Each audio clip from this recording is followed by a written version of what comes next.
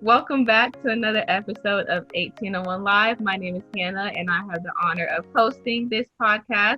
But today, in celebration of National Hispanic Heritage Month, we have a few amazing guests or representatives of a few Latinx based organizations here on campus. So, before we dive into all that we are going to talk about today, I would just like for the guests to introduce themselves. If you can say a little bit about yourself, specifically what organization you are representing, what you identify as, and just a little bit about yourself. You can start with Jonathan. All right. So I'm Jonathan.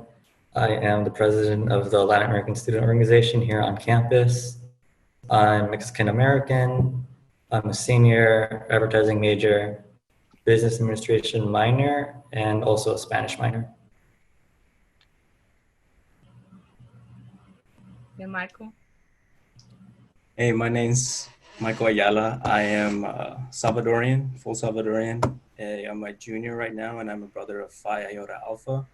I'm currently a marketing major, Spanish minor, and yeah, I'm happy to be here. And my name is Kayla Campos, and I'm currently serving as the president of Kappa Delta Chi sorority. So I'm gonna put that out there. And I am Dominican and Salvadorian. I am currently a senior public health major, minoring in sociology, ready to graduate. And yeah, that's about me. Okay, I'm on my phone now. Sorry, guys, but this might be how we're gonna have to do it because we're having a little bit of technical difficulties. But it's not gonna stop us. We're gonna have this conversation. But I was saying before I got cut off, like, how are you guys doing? How has the semester been, being that you all are student leaders? How have you been adapting? And just, this is like a check-in. Stressful to say the least. I think online classes is definitely not my thing. These due dates creep up on me every week. Like, I know things are due, and I'm like, oh my God, it's Thursday. That's crazy. I have something due tonight. It's just like, I forget. I just can't. But I don't know. I think it's a lot of time management on our part, or at least I can speak for myself. But I know, like, trying to keep things running and flowing and trying to keep sisters engaged while also, like, community engaged and, like, just making sure that we're still doing what we do, even though we're virtual, or we're technically a hybrid, but as, like, we're virtual and things are not the same, but it's like making the best of a bad situation at the time. So yeah, I definitely can attest to that, and even trying to keep engagement. And so have you found ways that have worked or that have stuck, I guess, with some members of your organization? The girls are pretty good. I can't really say much. We're all pretty, like, passionate about making sure, like, we do the things that we do, or trying to. I don't know. I think right now it's just more so, like, just making sure we're on top of it. Trying to have some type of structure, I think, also works for us too. Like, we would have weekly chapter meetings, but, like, now it's like bi-weekly because, it's not as much to talk about, but also having a check-in every Monday at 7, like, this is what we're doing, and having, like, a paper meeting, like, making sure that you have a type of structure throughout the semester, so it's not like you're, like, gonna get lost throughout and then things just don't get done. Yeah. What about you guys, Jonathan and Michael? I was gonna say, if I could step in, I was gonna say the number one thing regarding just organizations and school is, like, discipline, because a little ones for school and for classes, for me, it's just really hard to, I guess, take it seriously when it's just a class on my computer. There's just something about it that doesn't feel different as to actually going in person. For myself, I have one person in-person class, and then going there, I mean, for me personally, it feels a lot different. It feels more engaging. I, like, actually get to see the teacher and then just let him know that I'm there, like, paying attention and actually learning stuff. But it's just something about, like, having it online, and then, like, technical difficulties such as now, it just kind of, like, throw everything off. So it's just gonna have to be a lot of discipline. And then with organizations, it's about making sure at least we text each other or like FaceTime or getting to see each other just to know that, I mean, we still exist and we're still out there, you know? Yeah, for sure. I definitely can attest to, I am a person that needs that in-person engagement. And so being online or virtual, I feel like we all can agree that Zoom fatigue is real. And so although we might not have to walk to campus every day or drive and then walk to class every day, I feel more tired after a whole day online tuning into my classes than I would running from Gambrell to Darla back to Gambrell, I feel like sometimes. What about you, Jonathan? Yeah, I feel similarly to Michael and Kayla. I've been seeing a couple of memes recently. They kind of touch on how like all online classes feel like there's always a due date that you don't know about that's going to sneak up on you. Like I'm constantly going through Blackboard, going through all my classes, going through all the syllabuses, just like double checking when things are due. Because it feels like during every class, the professor references something that I had no idea about. Like I remember, so I have one in-person class once a week, and during like the first meeting, I missed it because I misunderstood what date it was on. I thought it was Thursday, turns out it was Tuesday. It's really awkward. Yeah. And then I know there's some classes where it's like, it's all online, but there's some days you have to actually be present at that time. And then on other days, you just have to watch it another time. And so it took me a while to get used to that. I would like try to join and then there wouldn't be a link to join. I'm like, oh my gosh, I'm going to be counted absent, not even going to know what's going on. And then I have to go back to my syllabus. Like you said, I feel like I have to check my syllabus daily or I'm just behind. And Well, so I have like 30 different copies of my syllabus in my downloads right now. Yes. Also because professors are trying to adapt to this as well. And so they will update like the syllabus like constantly. I'm like, oh, that was not there like a week ago. And so, yes, I definitely agree with that. But even I feel like this time is it's important now more than ever, building that community in order for you to feel like you can have that support, not just in the university or in your professors, but also in the people that you call friends, you know? So how have you guys felt that community, if you have felt that community during this time within your peers, your organizations, and how have you adapted in order to maintain that type of strong support and community? I think it's personally nice when you get those random texts or calls from people you haven't spoken to in a while. I try to do that. I'm just like, I just never feel like I'm on it. Like, I just feel like I'm like, okay, I'm good. Like, I have everything set in stone. I'm on top of everything. I'm organized. And then like 2 minutes later, I feel like it's all in shambles again. So I feel like when you get those like little texts or calls from people that are checking in to see how you are, like that means a lot. So I try to do that as well with people. So that's like how I've been trying to keep in contact with people. It's obviously not the same. Everybody's busy. I feel like everybody's busier now because like life is just all over the place than we were when we were like going back to back meetings and classes. Like I was busy then, but I feel like I'm like busier now too. It's a weird feeling, but it's just all about adapting to the situation. All you really can do right now. Yeah, I've been trying to do something similar to what Kayla's doing, where just like randomly throughout the week, I just try to reach out to somebody. But it is hard for me to like make that time because I already have a lot going on. So trying to like reach out to someone and see how they're doing, it's like another thing to add on top of that. It has been difficult this semester trying to like make that community, but like I have faith that we can do that. Like over the summer, I was doing this internship program that got turned into like a virtual training thing. And there are, I want to say, over 300 other interns across the country. And over the summer, like even though we weren't able to meet each other in person, we were still able to make a community just through like group meetings and things and like Zoom meetings. So I know like it's possible, but it's difficult. Yeah. And even so, talking again about community, especially now, how is the community, the Hispanic community within USC? Meaning, I know one of the things that I love about the university so much is and I can attest to it, Gamecocks look after Gamecocks. And so I've been very connected with alumni to even other students at the university. So do y'all feel as if you guys have that strong connection to alumni and specifically Hispanic alumni or Latinx alumni or anything of that nature?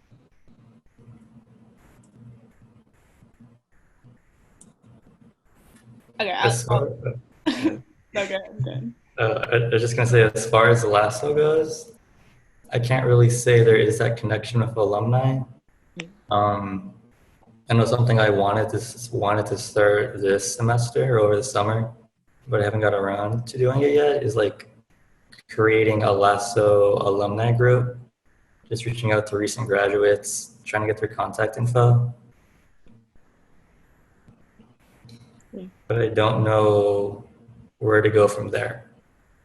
I think it's funny because it's definitely something that I mean, you guys tell me if you agree with me, but I think it's something that our community struggles with like keeping like alumni or like engagement from like post grad. That makes sense. Like, I'm gonna use like Greek Life for example. I feel like we don't have like alumni chapters. Like, we're a smaller organization just because we are Latina founded, you know, and so it's like it's harder for us versus like many other like groups on campus that can have those like alumni like involved in our like in our lives and our undergrad lives.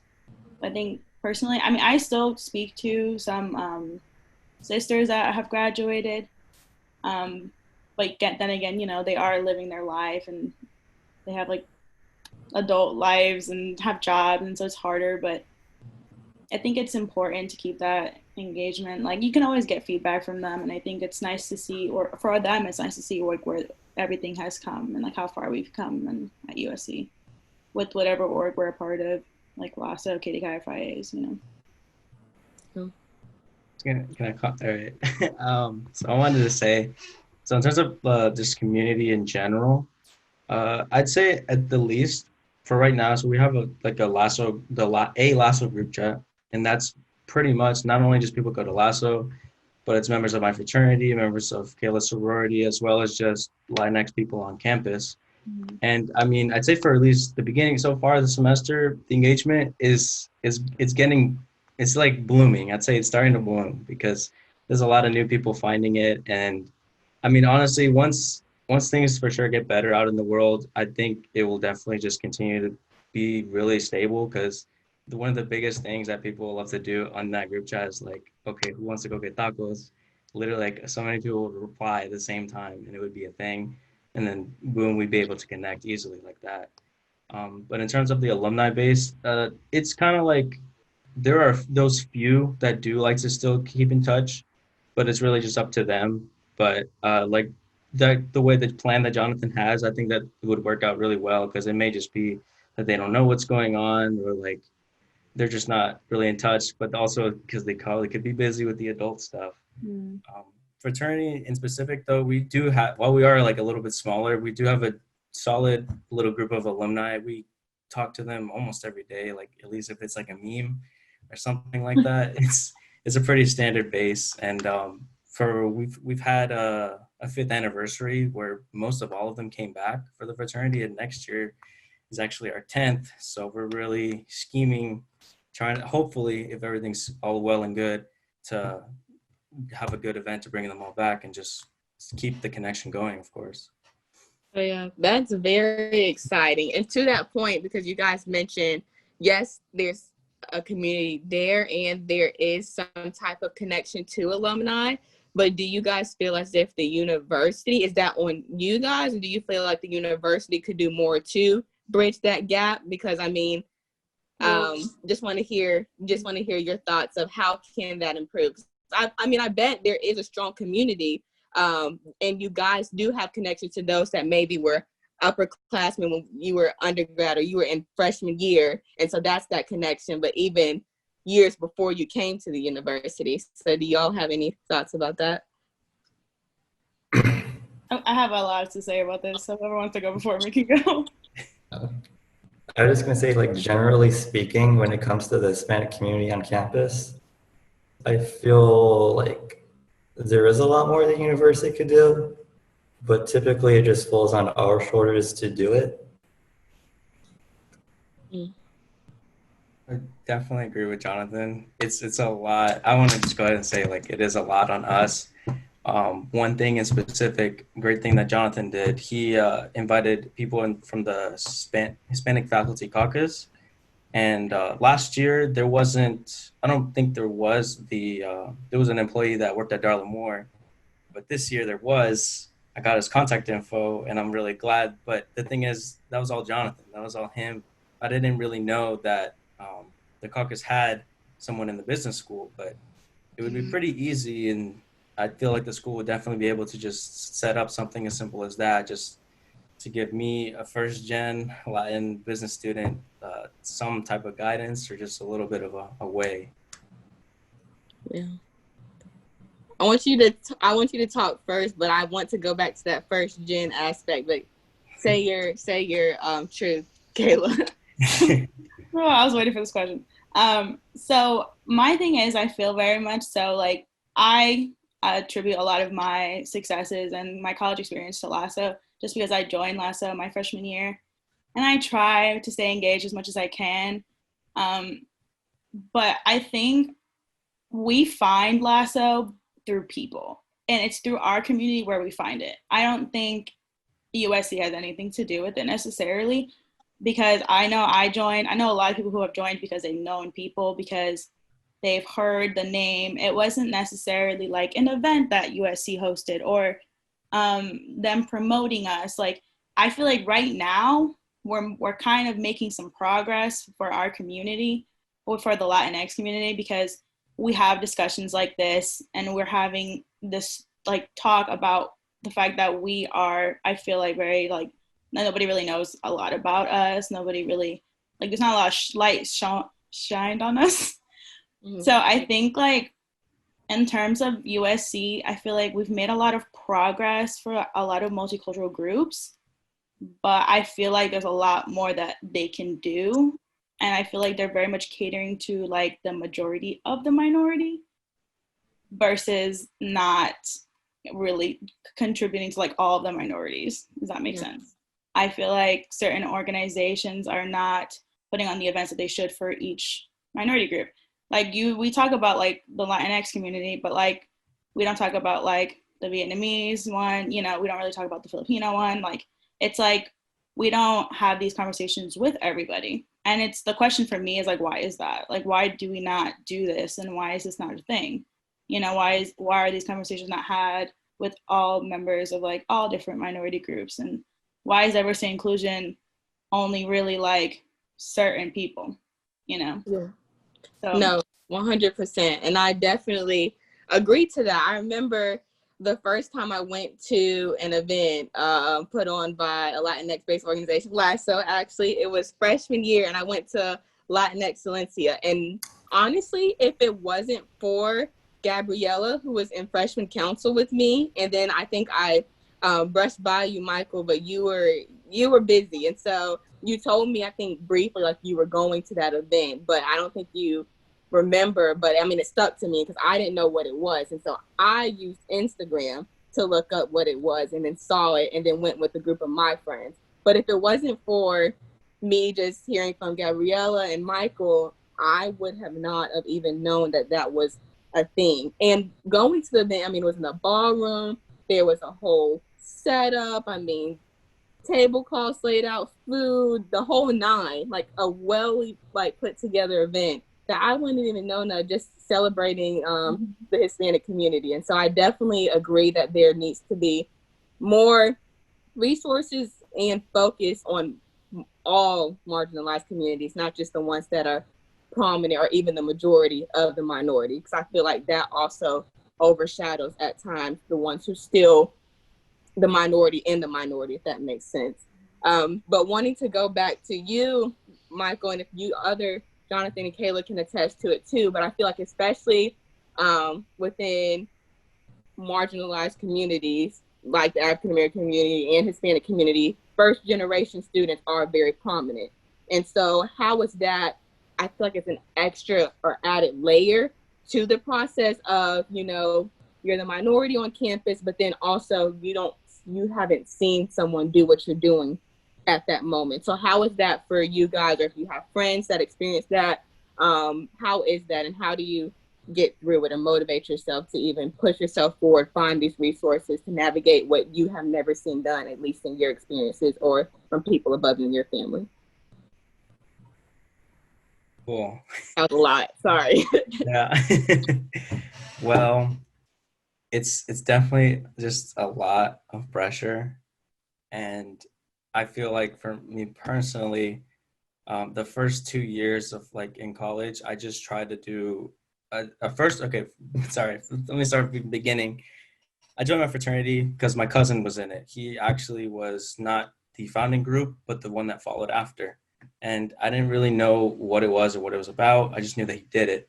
So I joined. I learned some really nice things, just nice morals to keep my head level. But it still wasn't enough, as I didn't really know sort of like the professional like a Latino professional that went to college, because both my parents, they both just finished high school and then they immigrated here, and they've just had jobs, and they just go to work. That's it. Go to work, and then they tell me, okay, go to school, but then also go to work once you get a little older. And now I'm here in college where there's so much more than kind of just go to school and then go to work as well. It's kind of just those extra opportunities that you need to take advantage of. I think I really found my way, of course, through my fraternity and to the rest of the brothers and the alumni. But in terms of really focusing on when I actually decided to take these chances, it's just, I'd say, like online influence, doing a lot of research, just seeing other first gen professionals kind of inspired me. But it was definitely really hard and really stressful. I took so many positions for my first 2 years in college. Right now, even with a lot of ways back, because of course the one thing first to focus on is our classes. So I'm still kind of building it from there, but it definitely have a way better mindset as to how to develop professionally as a Latinx. Yeah. For sure. Does anyone else have any testament or story? Are you guys first generation college students? Mm-hmm. Oh, wow. Yes. So you all, yes, please speak on that. Sorry, I keep cutting you off. No, you're good. I think the most thing I've heard from a lot of Latinx people and the people my friends, and it's just mostly just like parents understanding what we do, like the involvement, like what we do, and like a daily, why we have so many meetings, why we're always so busy, why we put ourselves in all these organizations. So for me, I personally do it because I feel like I want to make sure I came to college and I did it right, in my opinion. So I want to make sure that I took these 4 years and I took advantage of it, because it is a privilege. College is a privilege. I feel like, I was born here, but like, it's like, I feel like we forget that it is really a privilege to go to college. It's a privilege to go to a 4-year university. I mean, nowadays, I feel like college isn't everything, because now it's like you really can't get a job just with a college degree. Now you need like a master's degree, or you need to go get your doctorate, or it's like you kind of never win. But I feel like it's hard just to make sure, like, to kind of explain to them and to make them understand why it is that we are always so busy, and why it's important that we do things like this, just spending an hour talking about our culture at USC, and why I'm going to take an hour of my day to do this, and like the importance behind it. And I think that's something that it's hard for a lot of parents to understand. But I know like our generation, and we understand like the importance. And I think that's great for like future generations behind us, like it's just we're setting the way for like, you know, more success and more for us, our community to get like heard. Oh, yeah. And Yeah, it's definitely can be hard to find like the right kind of support because like neither of my parents like even went to high school. So they only have like a vague idea of what college is. And also my high school, like I went to a Title I high school, maybe like a 60-70% graduation rate. And then even smaller percent of that actually went to university. So there's like a lot you have to figure out on your own. I remember one time I was in a personal finance class, and like the professor asked, like, who here fills out their own FAFSA? And I raised my hand, and I looked at the class of like 50 people, and there were maybe like 8 total people who filled out their own FAFSA. And like I never realized that that wasn't common. And then it kind of clicked. It's like, oh yeah, my parents, they can't really read English, so I have to figure it out myself. And like I remember, you know, like every December or whatever, just going through my parents' taxes, Googling things. What is this for me? What does that for me? What do I put in here? Just kind of hoping that I get it right. It's like hard to find support for those kinds of things because you don't know what you don't know, and you kind of just have to learn as you go. Okay, so y'all are some of the strongest students I have ever met. I mean, and it just, your stories, they're clearly very important. And I mean, it represents, I mean, because you guys aren't the first. Like, you are student leaders of organizations, of individuals who can relate to you, who can attest to you. Even me being connected to Mateo and then you guys coming on today, like, I wouldn't have known all of you guys are first generation college students, you know? And I know you touched on it about the pressure, and we talked about the pressure even coming into college, but this just seems like a lot of pressure that has been on your backs from the beginning. I mean, you all have different testaments, but specifically like Jonathan, you kind of are used to having to not only think about yourself, and I feel like you all can agree, not only having to think about yourselves, but your family, but your parents, but your siblings, in order to, I guess, make your decisions of why you do what you do. And so how do you maintain your mental health or just stay sane while, I mean, because this sounds like a lot of pressure. So how do you do it? I personally don't. I'm a senior in college and I'm still trying to figure it out. I feel like COVID peaked. My mental health has gone way, way down. I got diagnosed with anxiety and all that fun stuff, but like it gets to a point where you don't really know, you just kind of push through. I think I'm actually speaking on this at a FSL event later on this month at Empower Her. So it's hard in my opinion. I'm still trying to figure it out, but I really want to tackle it now because I feel like life is just gonna get harder, and you just kind of have to learn how to deal with it and find the coping mechanisms that are going to help for you, because I don't know, the same thing's not gonna work for everybody, but like it's like looking into it. Like I've like read books and stuff, and so like, and it's kind of just making sure you take time for yourself is a big thing. I know personally I hate being alone, but it really like helps me just to like process everything and to like just take a minute to just be away from my phone.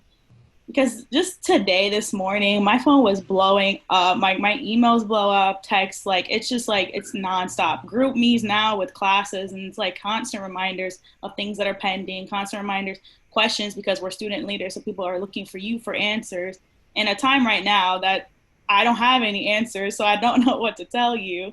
So it's like it's getting to a point where I'm figuring out, like with COVID and everything, just COVID just added so much extra stress, but I think it's helped me like tackle my mental health and like make sure that I am okay, because I feel like if I can get through this, I can get through anything. So that's just like my little thing.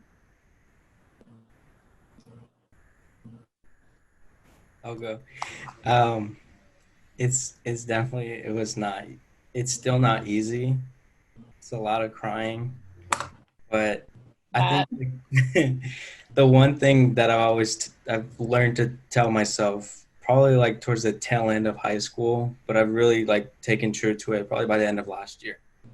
So 2 years of college to really come to it, but it's really about understanding that there's you can make a lot of mistakes in life, and it's really kind of like those mistakes are really going to build you. Like you don't want it to go that easy, because if you do, then you're not going to be able to learn from your mistakes if you don't have any. And just this is just college, so once I graduate and get like a real job, that's just going to be a whole nother playground that like probably could just have experiences that I've never had here, even though I'm trying to make them. But it's about understanding that just things can go really bad, but you need to know that it's for the betterment of yourself, and most of the time it's going to be something you need it. So yeah, acceptance, I'd say. It's hard, but I mean, I think at this point I've been able to really cope, feel it. I guess two small things for me is like one, I journal, and I also meditate. And both of those, they kind of help you to confront your thoughts and process them and understand them. And I do want to echo what Michael just said, because that's also helped me a lot, is to just sort of be comfortable with failure and know that like failure, it's almost never the end of the world.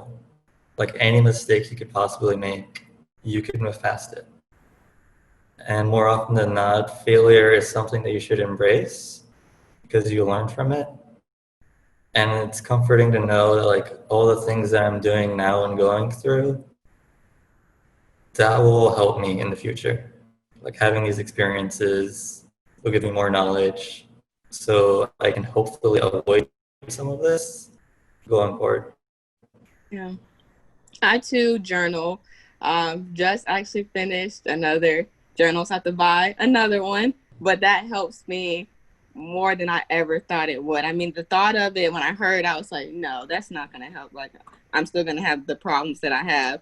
But it really does help just getting your feelings, thoughts, emotions out on paper. Something, I guess, about writing it down for you to then be able to move on, or at least for me. I don't know, but I always love the phrase to both or all three of you guys' point of failing forward. So no matter what the situation is, understanding that, especially now, like we're in college, it's hard to make a mistake so bad that it just ruins you, you know? Like we are young. If you guys even know what you want to do, I'm still like, what am I doing tomorrow? We'll see. And so it's really hard putting it in perspective of, yes, all the work that we're doing, even as student leaders, is amazing. Even just going to class and being able to wake up the next day and go back to class, we're doing amazing. But at the same time, if we make a mistake, whatever that mistake may be, it won't be the end of the world. We can't. And that's what I at least tell myself, like, because, and I mean, like, I feel like you guys sometimes can relate, but I will put so much pressure on myself and put myself down bad over something so small. And then I would talk about it with my friend or something, and they're like, Hannah, do you understand? Like, just calm down. Like, it's not, you're going to be okay. It's not that deep.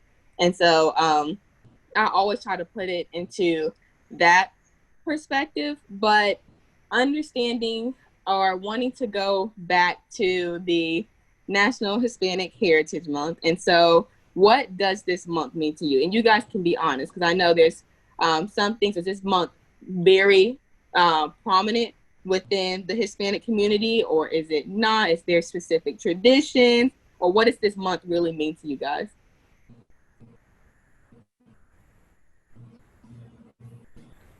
It does.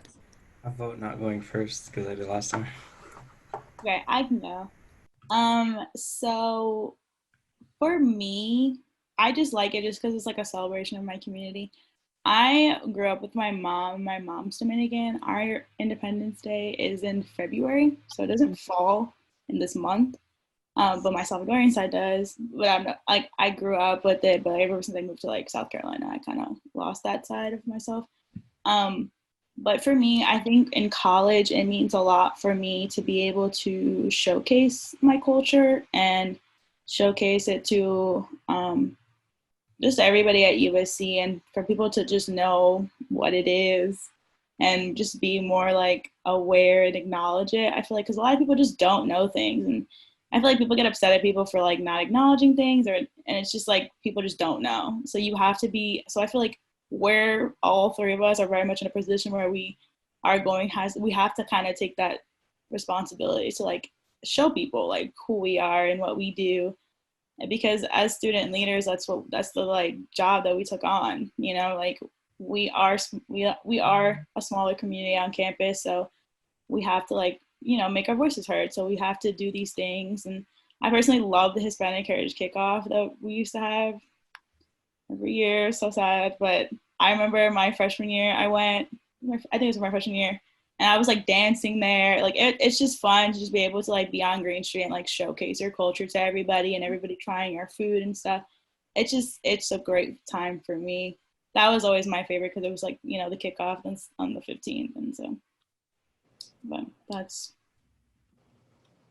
So like we're still having the kickoff. It's not canceled or anything. We are. Yeah. I remember you told me we are. Yeah, it's just I was going just like back not to the same, it's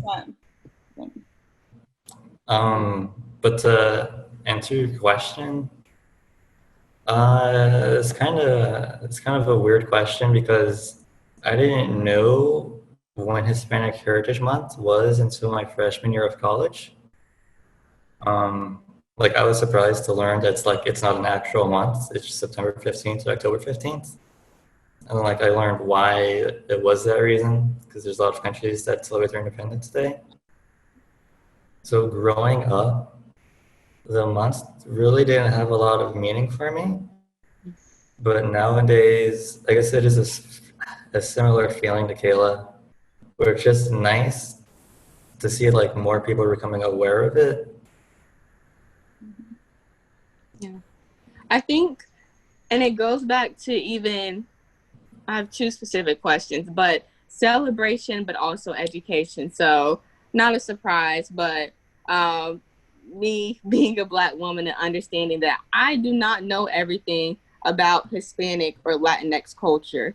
And so in your opinion, you guys' opinions, how can I do more to be an ally, celebrate your culture along with you, and just educate myself? And not, I'm speaking myself, but also like other communities that do not fall within the communities that you guys represent. How can we do that? And I know that even earlier we talked about the university and how they can do more, but also putting responsibility on other students that don't identify with you guys. So even me being involved in student government and even in another council in Greek life, right? And so I feel this year, especially after the race relations episode of 18 on Live, that kind of bridged the gap a little bit between across councils, but just how can we do more amplifying voices in communities like the Hispanic community, especially during this month, and even not I guess attesting it or recognizing it as just because it's National Hispanic Heritage Month, but it's just what you're supposed to do 365 days a year. So how can I and other organizations and students do more to help you guys feel celebrated and amplify all the events and everything that you guys do? That was a lot. I'll comment on the feeling more educated. So, I mean, for me, myself, it really wasn't until like freshman year of college, so I joined my fraternity, that I myself kind of just became more educated with Latin American culture. For instance, so I grew up Salvadorian. It's a small country in Central America. I knew there was North, South, and Central. South America, I did not really understand the rich history they have at all. And in school, it wasn't even touched on or like thought about. But I guess one little promotion I get to say. So my fraternity is based off of a value called Pan-Americanism. And what that is really us believing in the potential future on the idea that North, Central, and South America can all be one country. And obviously that's really crazy. But the idea is like how it technically is one continent. It's all connected. It's America. And as Latin Americans, we all kind of practically call ourselves American, whether you're Central or North. A lot of people get that a little confused with United States of America, if that being only from these states claims you as American, while the entire continent is labeled differently. So just in joining my fraternity, learning that, I also did just more research on my own country. But of course, as I joined, there were brothers from like a lot of different countries. There were Colombia, Venezuela, of course, Mexico.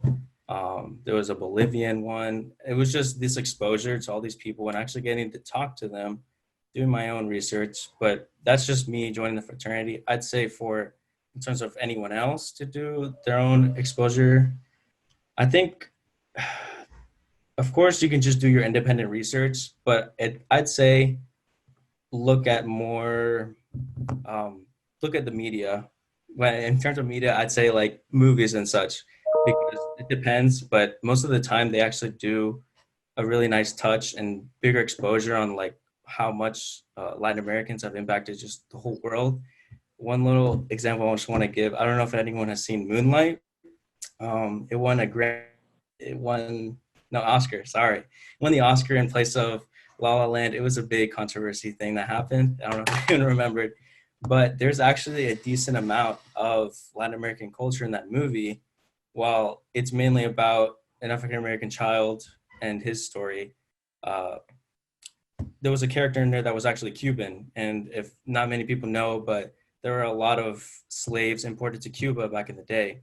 So it kind of just connects the world way more to help people understand that Latin Americans have like a really big impact on not only just, of course, our side of the world, but really everywhere.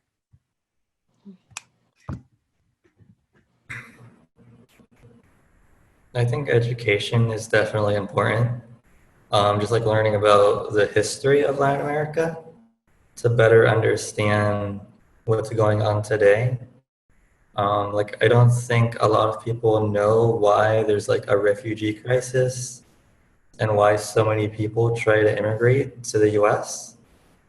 Um, and another thing when it comes to history is I was talking to is the chair of the Latino Faculty Caucus, and they mentioned that like Latin American history isn't really taught in schools, and neither is the history of like Latinos living in America.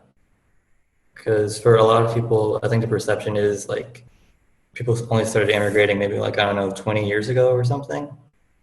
When in reality, there's been like waves of immigration throughout the history of the US and people living in the US of like Latin descent for generations. And like both of those things are things like I also don't really know too much about. So I think it's important to just educate yourself to better understand the people living here and what they're going through and what it is that they want. I think that, yeah, I think just education in general.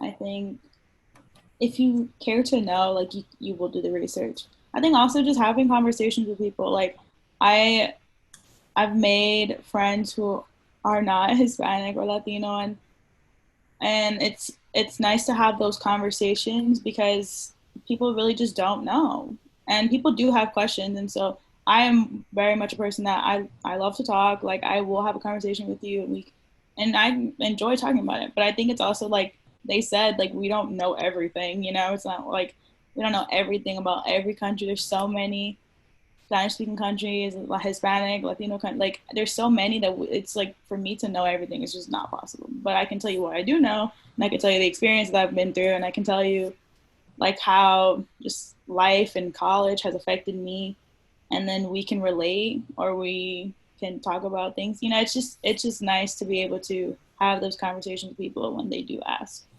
Yeah. Yeah. Well, thank y'all so much for coming on, sharing a little bit about your stories. I hope this was great for you guys and you felt like you could just open up and be honest and share with me and whoever is watching, and then we'll listen to this later, a little bit about yourselves, but also how it is being in the Latinx community and being a student at the university. And clearly, it is hard at times, and there is work to be done in order for the experience to be able to improve within the community, but also just allowing us to hear your stories and the importance of specifically education, celebration, and currently National Hispanic Heritage Month.